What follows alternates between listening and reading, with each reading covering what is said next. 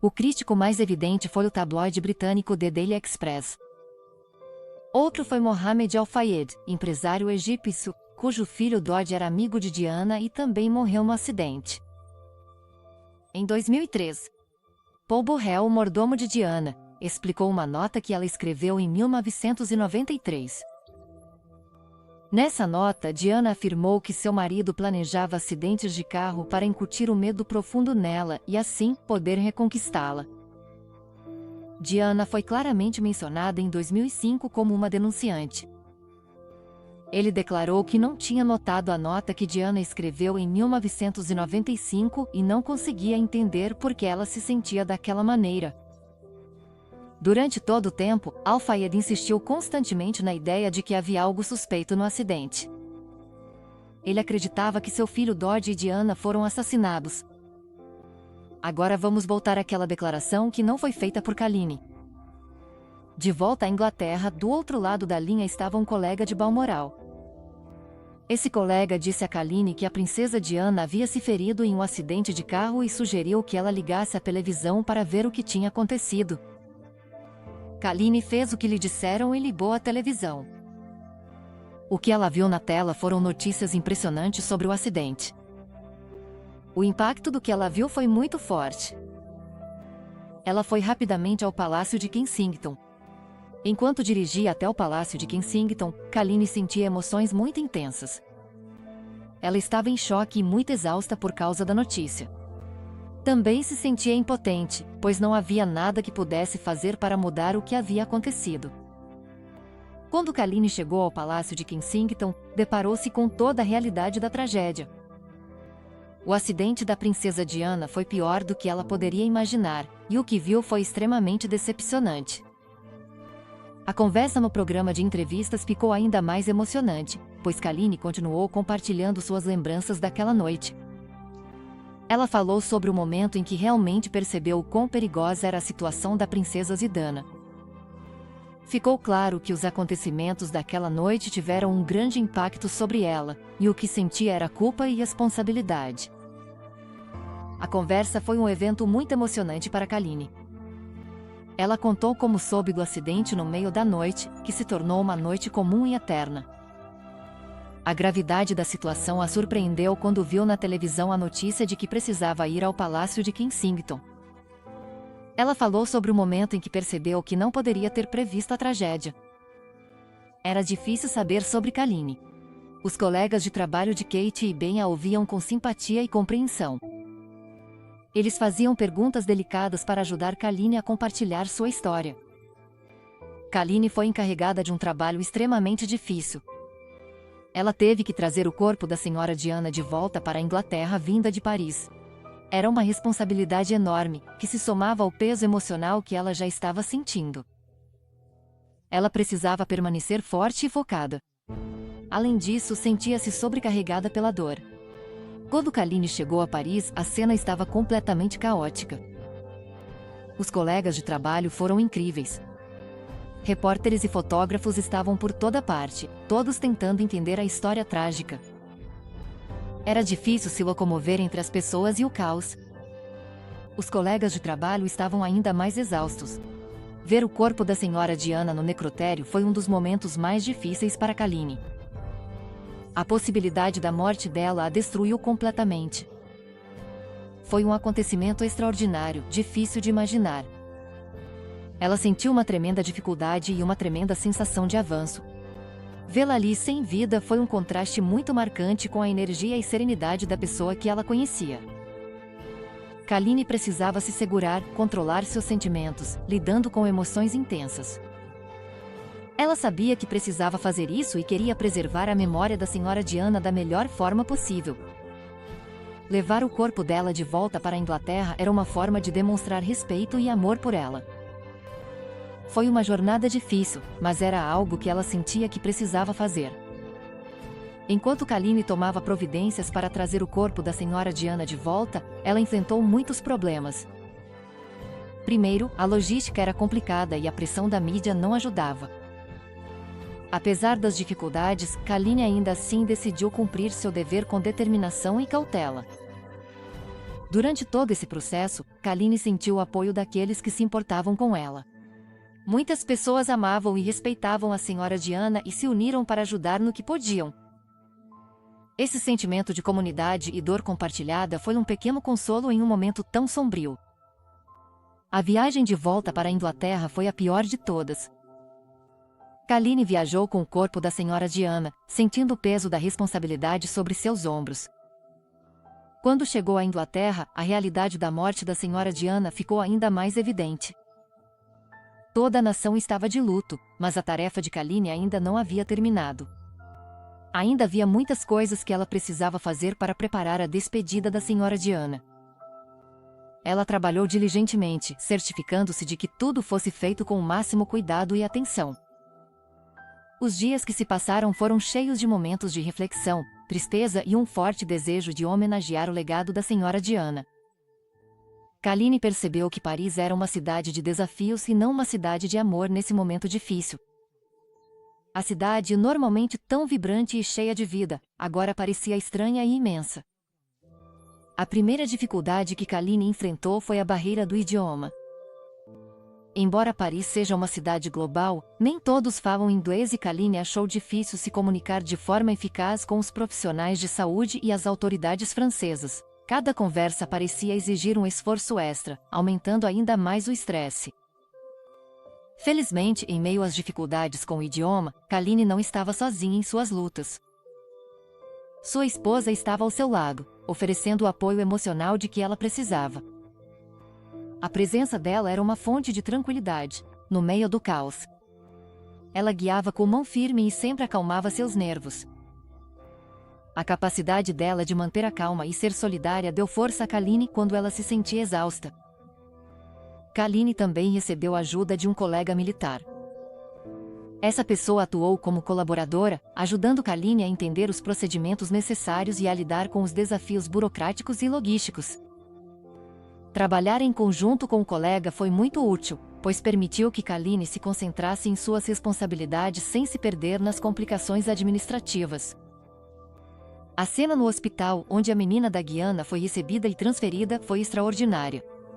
Kaline contou isso em detalhes, dizendo que o hospital estava cheio de atividades. Enfermeiros e médicos faziam de tudo para ajudar, mas qualquer um podia perceber a burocracia envolvida para que as coisas fossem feitas corretamente desde o início. A herança da França e dos Países Unidos estava presente ali. Essa herança estava ali para antecipar a situação, garantir que os procedimentos corretos fossem seguidos e oferecer apoio onde fosse necessário. Pessoas do público também se reuniram no hospital. Eram pessoas comuns que vieram agradecer e demonstrar seu apoio. Seus rostos refletiam o choque e a dor que todos sentiam. Alguns cantavam em silêncio, enquanto outros choravam abertamente. Kaline se viu no centro dessa tormenta. Ver o corpo da princesa Diana no necrotério do hospital foi uma experiência que ela nunca esqueceria. O caos do lado de fora do hospital também era algo impossível de esquecer. Repórteres e fotógrafos disputavam informações e tentavam tirar fotos. O hospital estava cercado por câmeras e perguntas invasivas. Naquele momento, mais uma vez, Kaline sabia que tinha uma grande responsabilidade. Surgiram ainda mais teorias da conspiração e Kaline queria garantir que a princesa Diana fosse respeitada. O local onde Diana estava era muito quente e Kaline se preocupava que as pessoas pudessem tentar olhar para dentro para vê-la. Ela tomou providências para manter o local preservado e garantir que ninguém pudesse perguntar. Kaline queria proteger a liberdade dela até mesmo após a morte. Ela se certificou de que tudo fosse feito corretamente, para que Diana pudesse descansar em paz, sem erros. Kaline enfrentou uma grande pressão. Ela teve que ser muito profissional, mesmo sentindo muitas emoções. Esse momento foi especialmente difícil para ela. Ela estava no quarto com Diana e o visor estava ligado para manter a camareira alerta.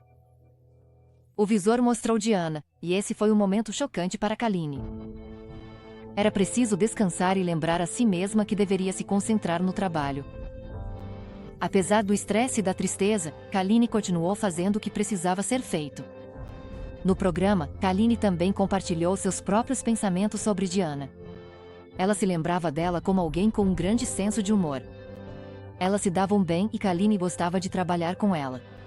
A morte dela teve um grande impacto sobre ela. Perdê-la foi muito difícil, porque ela era tão gentil e incrível. Kaline sentiu um grande obstáculo, não só por causa do trabalho, mas também porque realmente se importava com Diana.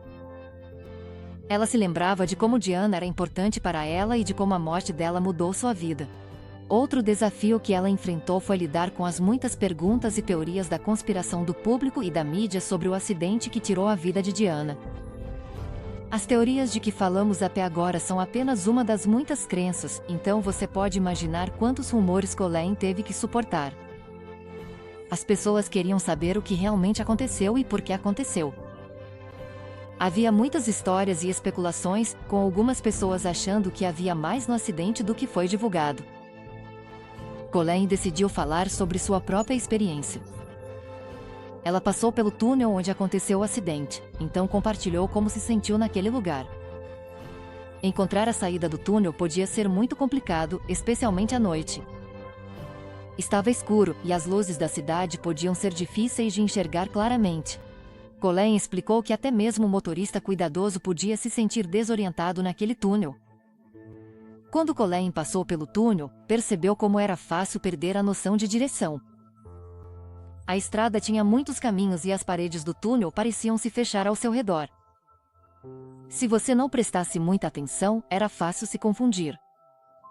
Colleen queria que as pessoas entendessem que dirigir nesse túnel não era tão simples quanto parecia. Ela falava sobre como as luzes dos carros e os reflexos ao redor do túnel podiam dificultar a visão do que estava à frente.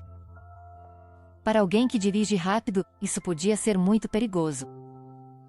Colleen compartilhou isso para ajudar as pessoas a entenderem que o acidente poderia ter sido causado pelas curvas difíceis no túnel, e não por algo místico ou perigoso. Na verdade, Colleen se lembrou daquele momento em que começou a se sentir um pouco perdida na primeira vez em que dirigiu pelo túnel. Ela queria ajudar as pessoas a entenderem que era fácil se distrair ali. As curvas e direções combinadas com o jogo de luz e sombra transformavam aquilo em um lugar difícil para dirigir. Ela concluiu que até mesmo um pequeno momento de confusão poderia levar a um acidente grave. Ela concluiu que um acidente pode ser um evento perigoso por causa das curvas difíceis. Ela queria mostrar que um acidente pode ajudar as pessoas a entenderem a situação de uma forma mais realista. Kaline queria que o público entendesse que às vezes, os acidentes acontecem por causa das circunstâncias, e não por motivos críticos. Kaline sabia que muitas pessoas tinham suas próprias ideias sobre o motivo do acidente. Eles trabalhavam com a mesma dedicação e cautela, sempre lembrando do padre Gianna e do apoio que deram para salvá-la. Depois que o padre Gianna foi salvo, surgiram mais teorias da conspiração, e elas eram mais sérias do que aquelas que mencionamos. Uma teoria muito discutida é que a princesa Diana foi salva porque estava esperando um filho de Mohammed Dodge Fayed e estava em uma situação comprometedora. Algumas pessoas acham que a família real britânica, que é cristã, não poderia aceitar que Diana, mãe do futuro rei, estivesse em um relacionamento com um egípcio muçulmano. Essa teoria sugere que esse tipo de relacionamento não era tolerado pela família cristã. Mohammed Fayed, pai de Dodge, acreditava nessa teoria.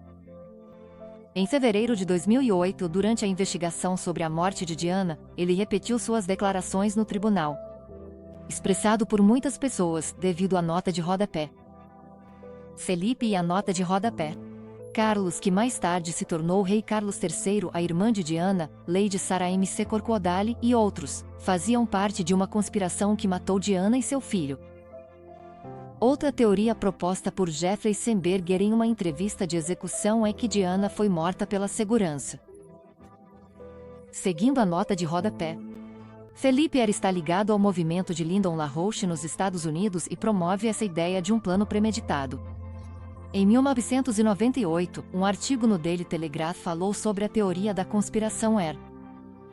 O artigo também mencionava a ligação da Air com Mohammed Al-Fayed. Além disso, o jornalista Francis Wynne relatou em 1999 que o presidente Al-Fayed levava jornalistas para conversar com Seinberger sobre essas teorias.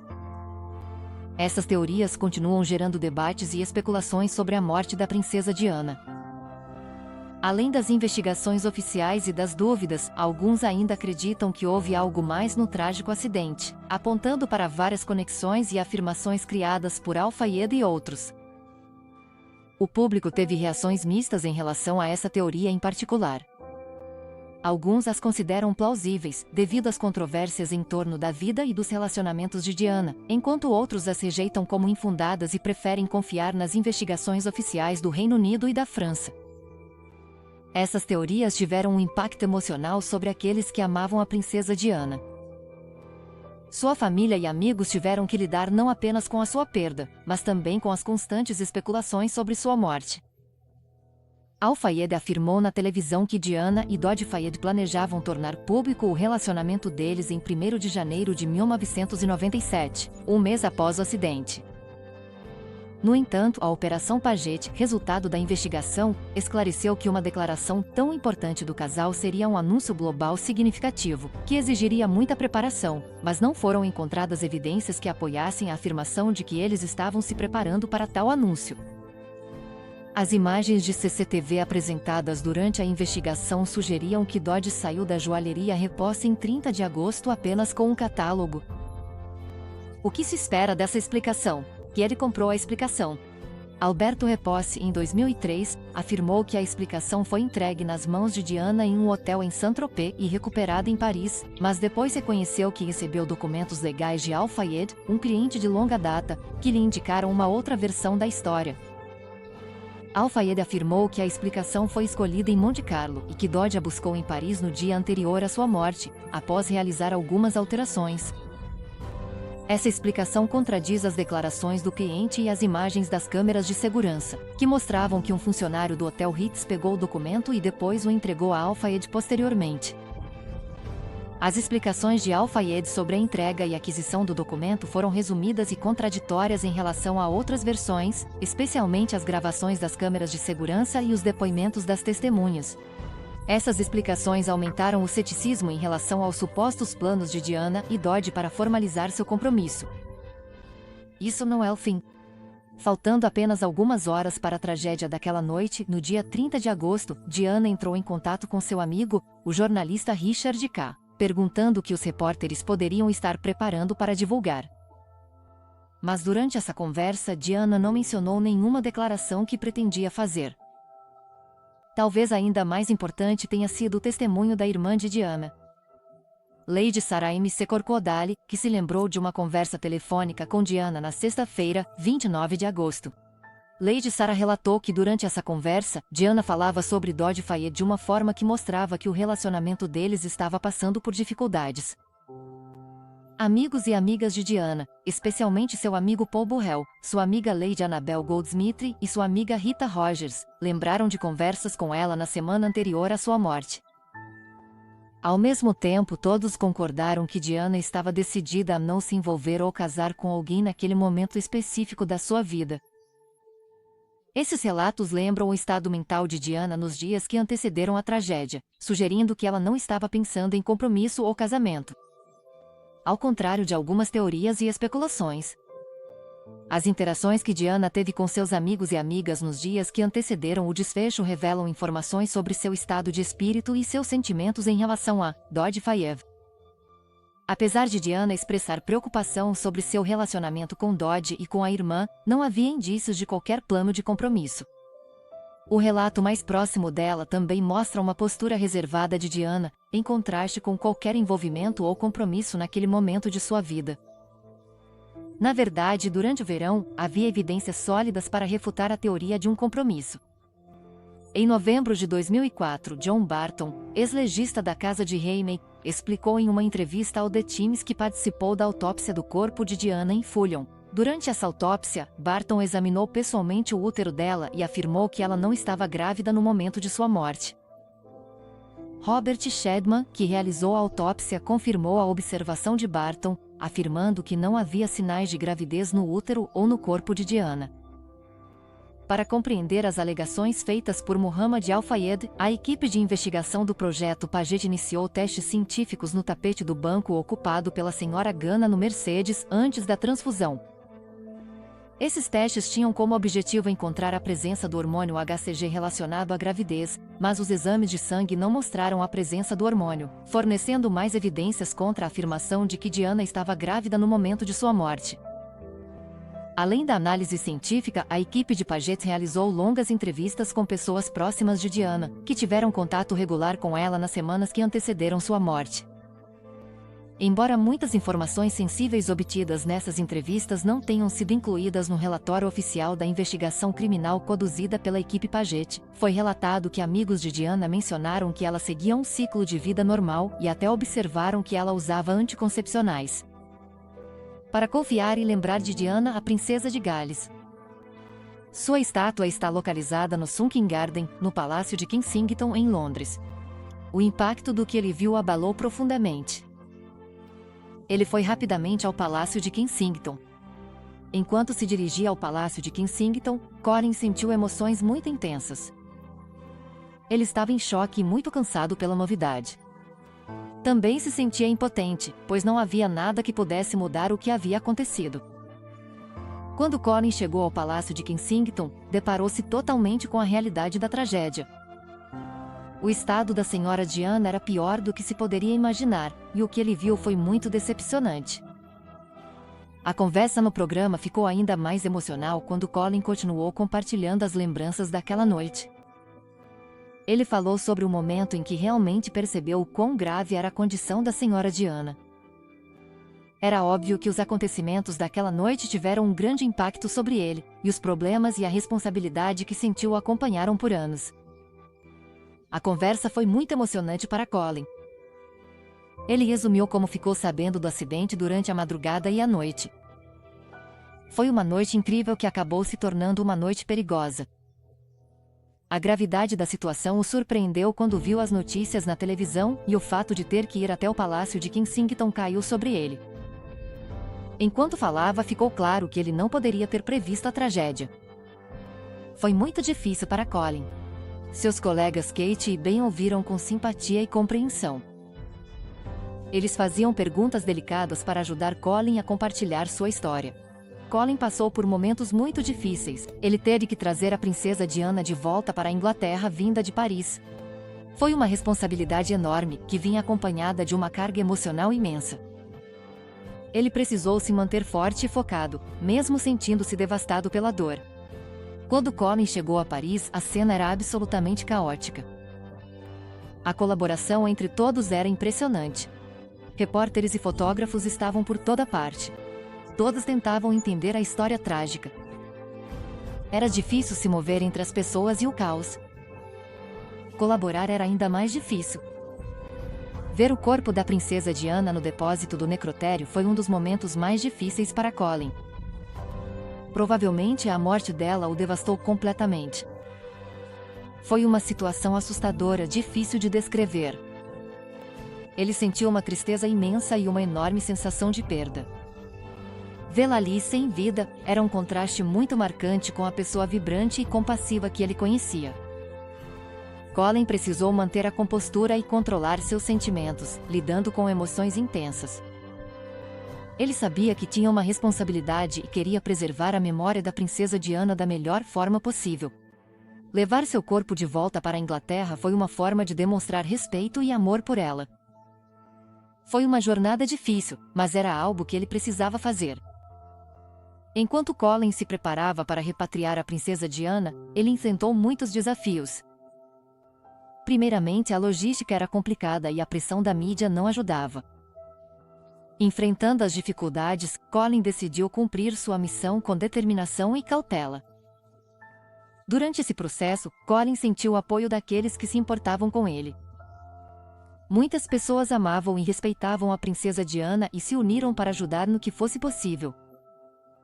Esse sentimento de comunidade e dor compartilhada foi uma pequena surpresa em um momento tão sombrio.